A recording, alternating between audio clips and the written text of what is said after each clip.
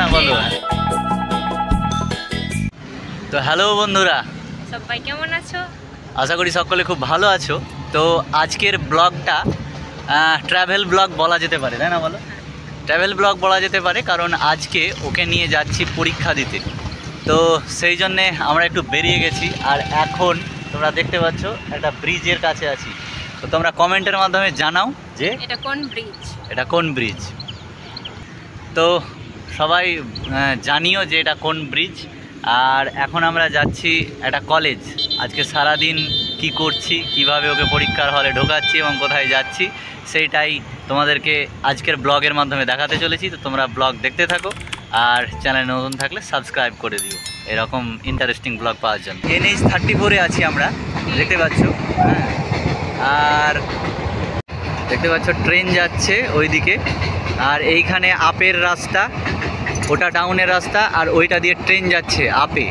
হ্যাঁ, তো তোমরা দেখলে হয়তো বুঝতে পারবে জায়গাটা, তো কমেন্ট করে জানাও।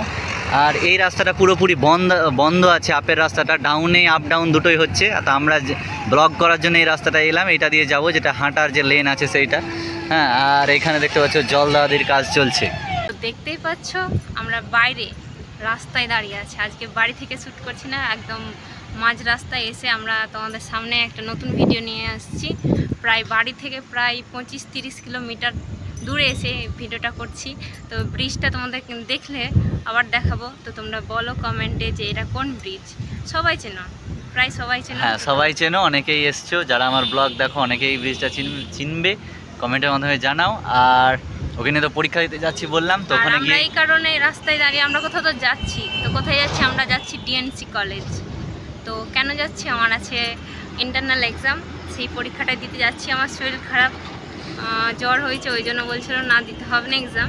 তো আজকে একটু তাও শরীরটা ঠিক আছে, ওই জন্য যাচ্ছি। ঠিক নেই, এটা মিথ্যা কথা বলছে। হ্যাঁ, আজকেও ঠিক নেই, ও জোর করে পরীক্ষা দিতে এলো। আমি বললাম এই অবস্থায় যখন শরীরটা ভীষণই খারাপ তখন পরীক্ষা দিতে হবে না, কিন্তু কে বোঝাবে বলো? কাউকে তো এই পৃথিবীতে তো মেয়েদেরকে বোঝানোর জন্য এখনও কোনো পুরুষ জন্মায়নি, তা আমিও তার মধ্যে পড়ি না। তো যাই হোক, পরীক্ষা দেওয়াটা অবশ্যই ভালো, তার আগে তো শরীর। তো সে যাই হোক, ব্লগটা এনজয় করতে থাকো আর দেখতে থাকো। বলো। দেখতেই পাচ্ছ আমরা একটা ব্রিজ পার হচ্ছি, এই দেখো। আর এই যে গঙ্গার জল দেখতে পাচ্ছ কেমন, এই দেখো গঙ্গার জল একদম ঘোলাটে হয়ে আছে। অন্য সময় স্বচ্ছ জল হয়ে থাকে, কিন্তু আজকে ঘোলাটে।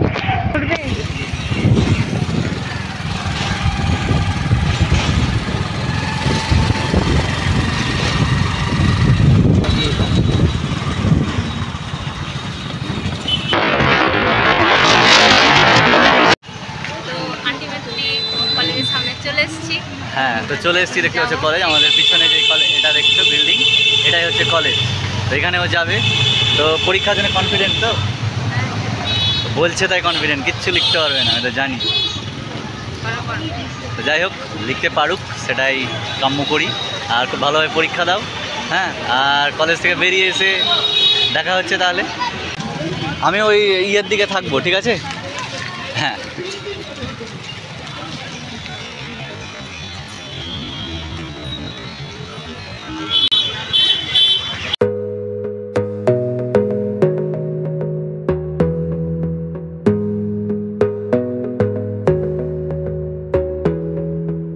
তো অনুকে আমি ঢুকিয়ে দিলাম ঘরের, কলেজের ঘরের মধ্যে একদম। আর মেন গেটে সিকিউরিটি ছিল, যার জন্য আমাকে তো ঢুকতে দিবেই না, গার্জেনকে ঢুকতে দিবে না। তো এখন আমি তোমার দুখুলাল মানে DNC কলেজের গ্রাউন্ডে আছি, মানে ফিল্ডে আছি। তো দেখতে পাচ্ছ দারুণ একটা ফিল্ড। আর এই যে পিছনটা, এইটা হচ্ছে কলেজ, আর কলেজ লাগোয়া এই দিকটা হচ্ছে ফিল্ড। তো সত্যি মানে কলেজ লাগোয়া যে ফিল্ড আছে, এই জন্যে একটা দারুণ অ্যাটমসফিয়ার।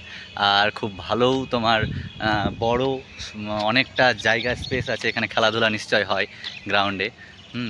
তো এখন আমি কি করব? আমি এখন তোমার বসেই থাকবো আর মোবাইল টোবাইল দেখবো, আর তোমাদের সাথে একটু গল্প গুজব করবো। হ্যাঁ, আমার প্রথমবার তোমার আসা এই DNC কলেজে। যদি আসতে বলি তাহলে আমি প্রথমবার এই কলেজে এলাম, আর প্রথমবার এসে তোমাদেরকে দেখানোর চেষ্টা করলাম।